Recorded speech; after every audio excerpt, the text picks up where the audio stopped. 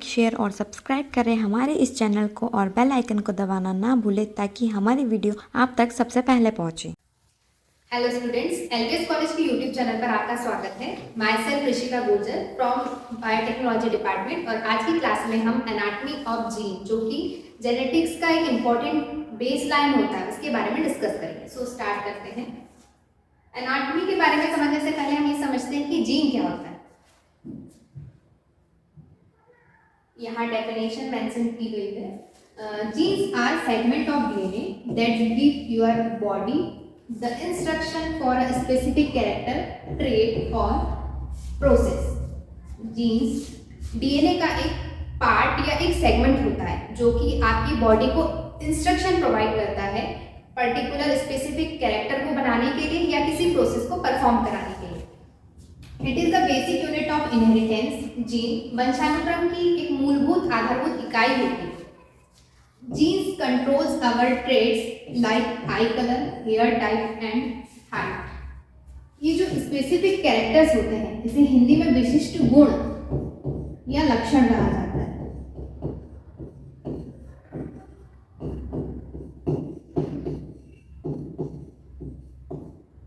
और साइंटिफिकली इसे ट्रेट कहा जाता है। तो जीन्स जो है हमारी बॉडी के सभी ट्रेट्स जैसे आईज का कलर, हेयर कलर और हाइट, इन तरह के कैरेक्टर्स को डिसाइड करने का काम करता है। All your genes comes in pair, you get one copy from each biological parents. जितने भी जीन्स होते हैं वो हमेशा पेयर में प्रेजेंट होते हैं, जिसका एक कॉपी आपको आपकी मदर से मिलता है और एक कॉपी आपके फादर से मिलता है।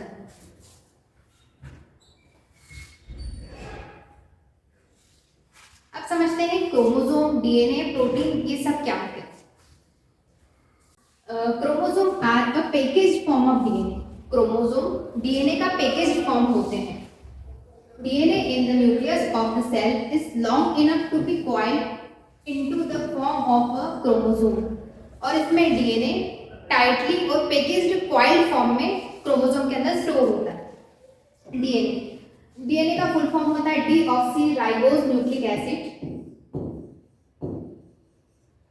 डीऑक्सीराइबोज न्यूक्लिक एसिड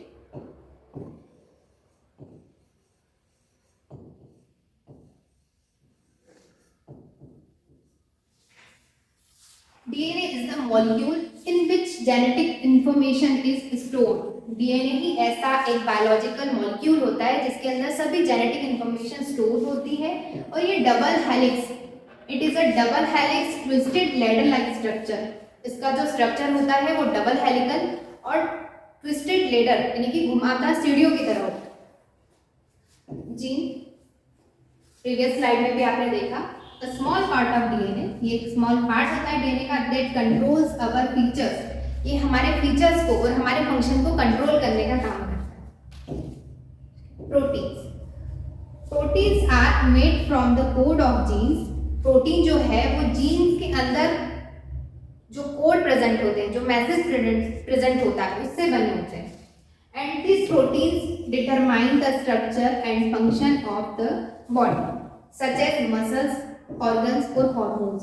और इन्हीं जीन्स के अंदर जो मैसेज है उससे प्रोटीन परफॉर्म करता है फंक्शंस को, जैसे कि मसल कंस्ट्रक्शन कराना है या ऑर्गन में कोई फंक्शन कराना है, हॉर्मोन्स कब कितना सिक्रीट कराना है, कहाँ सिक्रेशन कराना है, ये सारे फंक्शन आते हैं कि जीन्स प्रेजेंट कहाँ होते हैं, यानी कि लोकेशन ऑफ जीन।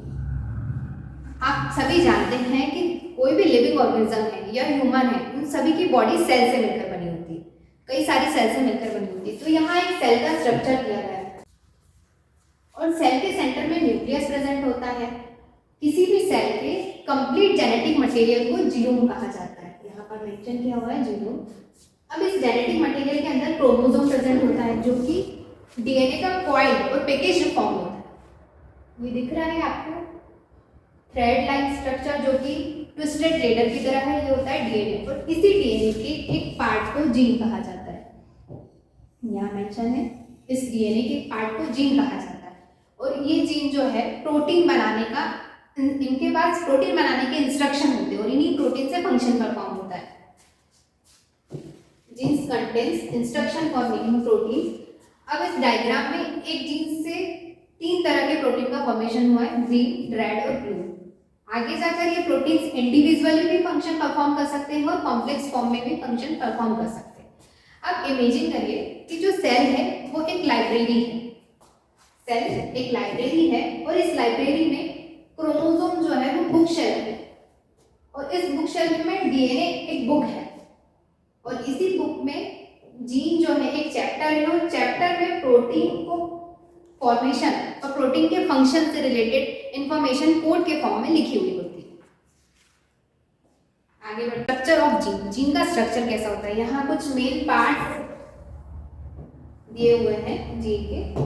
जीन में मेनली 3 पार्ट्स होते हैं, रेगुलेटरी रीजन, कोडिंग रीजन और टर्मिनेशन रीजन। तो जो रेगुलेटरी रीजन होता है इसका मेन पार्ट होता है प्रमोटर। ये स्टार्टिंग पॉइंट होता है जो कि ट्रांसक्रिप्शन को स्टार्ट कराने का काम करता है।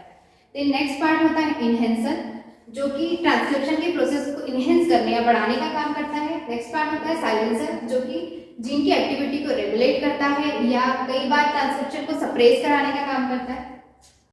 जीन का सेकंड पार्ट होता है कोडिंग रीजन। ये सबसे इंपॉर्टेंट पार्ट होता है। इसमें 2 सीक्वेंसेस होती है। फर्स्ट है एक्सॉन जो कि कोडिंग रीजन होता है, मेन कोडिंग रीजन होता है और इसका यूज प्रोटीन फॉर्मेशन के लिए किया जाता है। सेकंड पार्ट होता है इंट्रॉन्स। ये नॉन कोडिंग रीजन होता है जो कि डीएनए एमआरएनए प्रोसेसिंग के टाइम पर इसे स्प्लिट आउट कर दिया जाता है यानी कट कर दिया जाता है। थर्ड पार्ट होता है टर्मिनेशन रीजन जिसके अंदर टर्मिनेटर्स प्रेजेंट होते हैं जो कि ट्रांसक्रिप्शन को स्टॉप कराने या रोकने का काम करते हैं। फोर्थ पार्ट होता है 5 प्राइम अनट्रांसलेटेड रीजन। OTR का फुल फॉर्म होता है अनट्रांसलेटेड रीजन,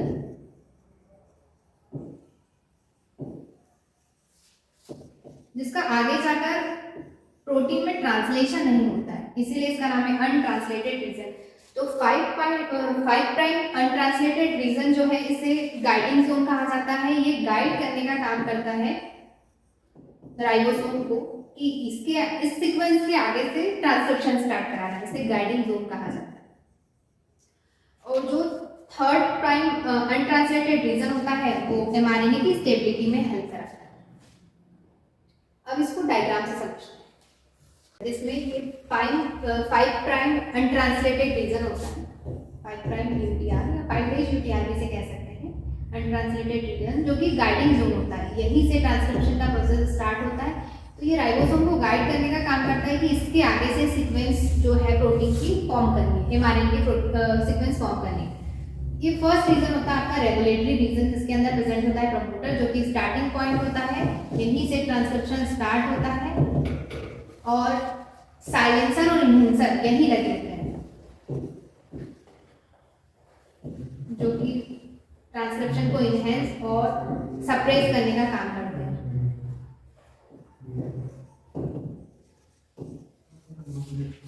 अगला जो रीजन होता है कोडिंग रीजन, ये सबसे इंपॉर्टेंट रीजन होता है। यहाँ से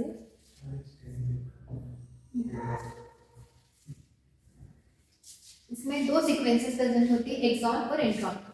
एक्सॉन जो है वो मेन कोडिंग रीजन होता है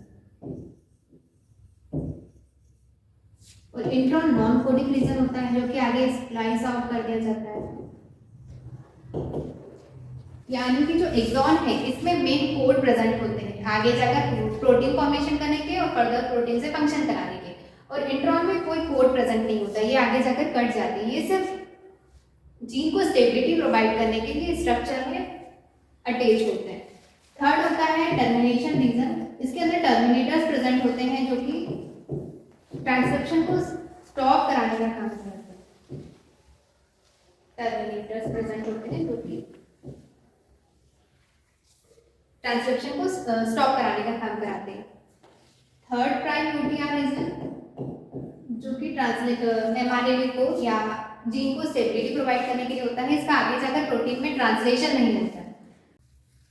अब आपने यहाँ पर 2 वर्ड सुने, ट्रांसक्रिप्शन और ट्रांसलेशन। तो ट्रांसक्रिप्शन का मतलब क्या होता है, ये दोनों प्रोसेस के नाम हैं, ट्रांसक्रिप्शन और ट्रांसलेशन।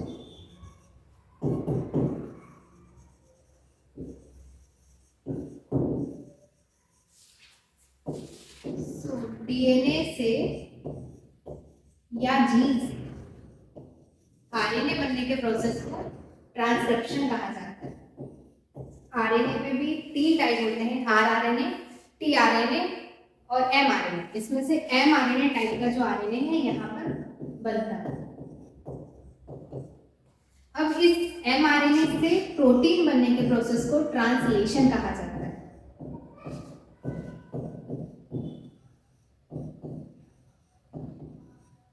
कई स्टेप्स में ये प्रोसेस पूरा होता है। डीएनए या जीन से एमआरएनए बनने के प्रोसेस को ट्रांसक्रिप्शन कहा जाता है और एमआरएनए से प्रोटीन बनने के प्रोसेस को ट्रांसलेशन कहा जाता है। ये दोनों वर्ड आपने यहाँ पर सुने, ये दोनों लेंथी प्रोसेस होते हैं। अब बात करते हैं जीन के फंक्शन क्या। फर्स्ट फंक्शन है stores and transfer genetic information. Gene जो है हमारी बॉडी के लिए ब्लूप्रिंट की तरह काम करता है या एक मेमोरी चिप की तरह काम करता है। इसी के अंदर सारे मैसेजेस, सारे कोड होते हैं जो कि हमारे जेनेटिक इंफॉर्मेशन को स्टोर करने का काम करते हैं और हमारी आगे की जनरेशन में ट्रांसफर करते हैं और यही हमारी हेरिडिटी का बेस बनता है। Controls protein synthesis. जीन ही बॉडी में प्रोटीन की सिंथेसिस को कंट्रोल करने का काम करते हैं कि कब कितनी क्वांटिटी में प्रोटीन का फॉर्मेशन होना है और आगे जाकर ये प्रोटीन क्या फंक्शन करेगा। Determines traits and inheritance. Gene ही हमारे ट्रेट्स जैसे hair colour, eye colour, hair type, height आदि को डिसाइड करता है और ये हमारे हेरिडिटी का बेस बनता है। Health study, genetic diseases and biotechnology. Genes की स्टडी से ही साइंटिस्ट कई सारी जेनेटिक डिसीजेज जैसे हीमोफीलिया, सिस्टिक फाइब्रोसिस आदि का पता लगाते हैं और फिर इन बीमारियों का ट्रीटमेंट डेवलप करते हैं। बायोटेक्नोलॉजी में जीन्स का यूज जेनेटिकली मॉडिफाइड क्रॉप्स का प्रोडक्शन करने के लिए, जेनेटिकली मॉडिफाइड ऑर्गेनिज्म का प्रोडक्शन करने के लिए या जीन थेरेपी के लिए या जीन क्लोनिंग के लिए करते हैं।